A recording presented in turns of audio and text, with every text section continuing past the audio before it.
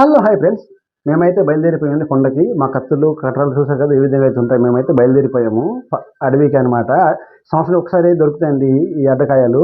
అడ్డకాయలు కోసం మేము చాలా దూరం ట్రావెల్ చేయాలి. ఉదయం ఎర్లీకి బయలుదేరాలి. చూసారు కదా కొండ కనిపించట్లేదు, మబ్బు ఎక్కువ ఉంది కాబట్టి. మేమైతే కొండకి ఆల్రెడీ ఎంటర్ అయిపోయాము ఎగ్జిట్లుగా. కొండ చెట్టు అయితే ఎక్కేసారు అమ్మాయిలు. ఇక్కడికి అమ్మాయిలు చాలా ఫాస్ట్గా ఉన్నారనమాట. వాళ్ళ అనుభవం కాబట్టి చెట్టు ఎక్కేస్తున్నారు, మనం ఎక్కలేమన్నమాట. ఏ కొమ్మ ఎలా ఎదిగిపోతాయి కూడా తెలియదు మాకు.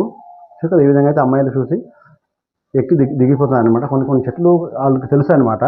కొండల్లో దొరికి అడ్డపిక్కలు అనమాట. ఇవి సాధారణంగా చెట్ల నుంచి అంటే సేకరిస్తాం వీటిని. ఎక్కువ అడవుల్లో గ్రామీణ ప్రాంతంలో వాళ్ళకి మాత్రం ఇది దొరుకుతాయండి. సిటీలో ఇది దొరకవి, ఎందుకంటే అక్కడ ఏమి ఉండవు కాబట్టి చెట్లు పుట్లు. మనకు గ్రామీణ ప్రాంతంలో అయితే ఎక్కువ మన ఏజెన్సీలు అయితే ఉంటాయండి ఇది కొండల్లో. ఈ విధంగా అయితే ఆకులు ఉన్నాయి.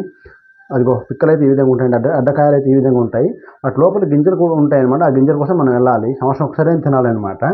అడ్డపిక్కలు ఒక ప్రయోజనం ఎలా ఉంటుందంటే శక్తి అనేది పెరుగుతుంది అనమాట. ప్రోటీన్, ఆరోగ్యమైన కొవ్వులు ఎక్కువ ఉంటాయన్నమాట. ఇందులో చాలా ఎక్కువ లభిస్తుంది మనకు.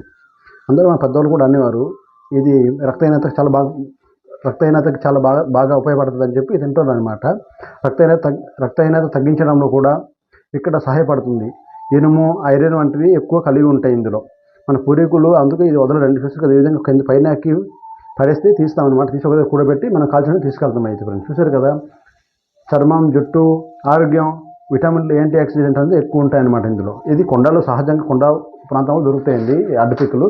సంవత్సరం ఒకసారి తినాలి అనుకుని అందరూ కొండకి వెళ్తారనమాట. మేము కూడా వెళ్ళాము. ఈ విధంగా అయితే మేమైతే మార్నింగ్ తెల్లారుజాము వెళ్ళామండి. తెల్లజాము వెళ్ళిన తర్వాత సగం కోసం 4 అయింది, దాదాపు 4 గంటల సమయం అయింది. ఆ సమయంలో మేము ఈ విధంగా మనం కాల్చింది మోస్తీరాలను బరువు ఎక్కువ ఉంటాయి కాబట్టి అక్కడ కాల్చాలి. ఈ విధంగా కాల్చిన తర్వాత కర్రలు పెట్టి మేము కాల్చి వాటిని మనం ఆ గింజలు తీయాలన్నమాట.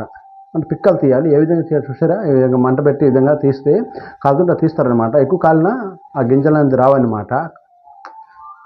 అంటే కాయలు తీయడానికి మనకి స్ట్రాంగ్ అయిపోతాయి. అందుకే ఈ విధంగా అడ్డకాయలు చూడండి. ఈ విధంగా అయితే పిక్కలు అయితే తీస్తున్న అడ్డకాయల నుంచి ఆ విధంగా తీయాలి. ఈ అమ్మాయికి చాలా ఎక్స్పీరియన్స్ అనమాట.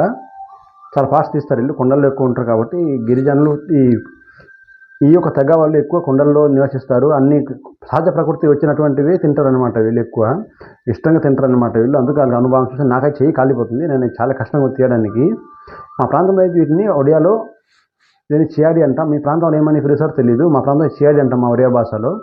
ఇదైతే ఈ అడ్డకాయలు తీయడానికి ఎంతో అనుభవం ఉండాలి. చెయ్యి అయితే కాలిపోతాయండి. ఎంతో వేడివేడిగా ఉన్నప్పుడు తీయాలి. వేడి చల్లారిపోయినా అది తీయడానికి అవ్వదనమాట. చాలా కష్టంగా ఉంటుంది. ఎక్కువ కాలిపోయినా తీయలేమన్నమాట. అందుకే మనం ఎంతో జాగ్రత్తగా తీయాలన్నమాట. చెయ్యి అయితే కాలిపోయి తినడానికే చాలా బాగుంటుంది.